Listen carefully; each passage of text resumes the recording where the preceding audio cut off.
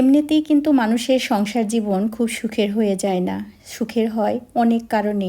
সেই কারণগুলাই কিন্তু আমরাই তৈরি করতে পারি। হ্যালো এভরিওয়ান, আসসালামু আলাইকুম। সবাইকে আমার নীলাজ ডায়েরি থেকে ওয়েলকাম জানাচ্ছি।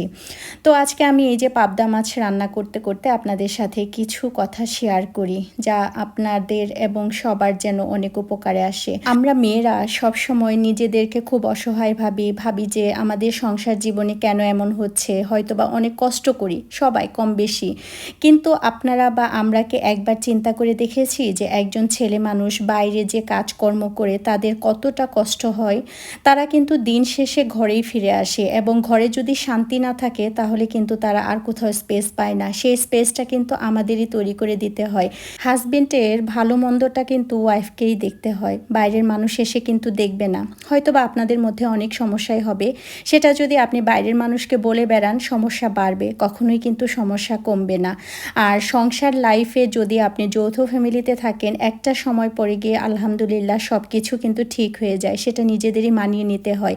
বাইরের মানুষ কেন জানবে? আমার কথা হচ্ছে, আমার ঘরের জিনিস আমার ঘরের ভেতরেই থাকবে।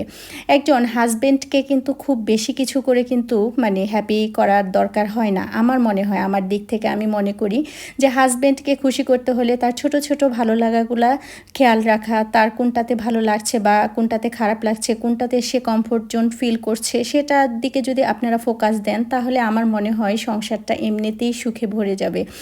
যেমন আমি চিন্তা করি যে আমাদের মেয়েদের চাহিদা এক একজনের এক এক রকম।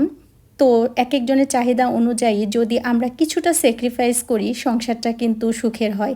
এই কারণেই বলি কি যে ঘরে যখন বাচ্চা থাকে, বাচ্চাদের সামনে কথা বলা, বাচ্চাদের সামনে চিল্লাচিল্লি করা বা কোনো বিষয় নিয়ে অনেক জোরে জোরে হাজব্যান্ডের সাথে কথা বলা, সেটা বাচ্চাদের উপরেও কিন্তু অনেক ইফেক্ট পড়ে। আর আমার কথা হচ্ছে, আমি যখন কথা বলবো তখন বাইরের মানুষ কেন জানবে?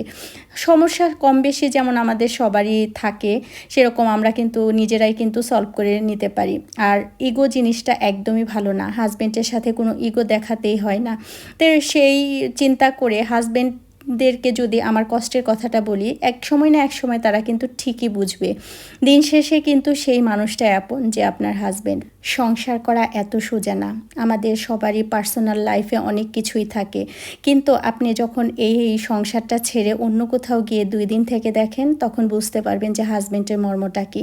সেদিক থেকে আমারও মনে হয় যে হাজব্যান্ডেরও অনেক কিছু খেয়াল করা উচিত ওয়াইফদের, কারণ তাদেরও অনেক কম বেশি ভালো লাগা খারাপ লাগা সব বিষয়েই কিন্তু থাকে। তো দুজনের মধ্যে যদি আন্ডারস্ট্যান্ডিংটা ভালো থাকে, একজন আরেকজনকে যদি বুঝতে পারা যায়, তাহলেই কিন্তু সংসারটা অনেক সুখের হয়। পার্সোনালি আমি এভাবেই চলি। আমার মনে হয় যে খুব বেশি চাহিদা, আমার যতটুকু আছে অতটুকুর মধ্যেই আমি হ্যাপিটা খুঁজে নেব, তাহলে আমি সবচেয়ে ভালো থাকবো। আমার যেটা নাই সেটা নিয়ে আমি কখনোই আশা করব না। যখন হবে তখন দেখা যাবে। তো আমার জীবনের সব সময় চিন্তা করি এভাবেই চলতে। আজকে আমার তরকারিটা কেমন হয়েছে অবশ্যই কিন্তু কমেন্ট করে জানাবেন। সবাই ভালো থাকবেন। আল্লাহ হাফেজ।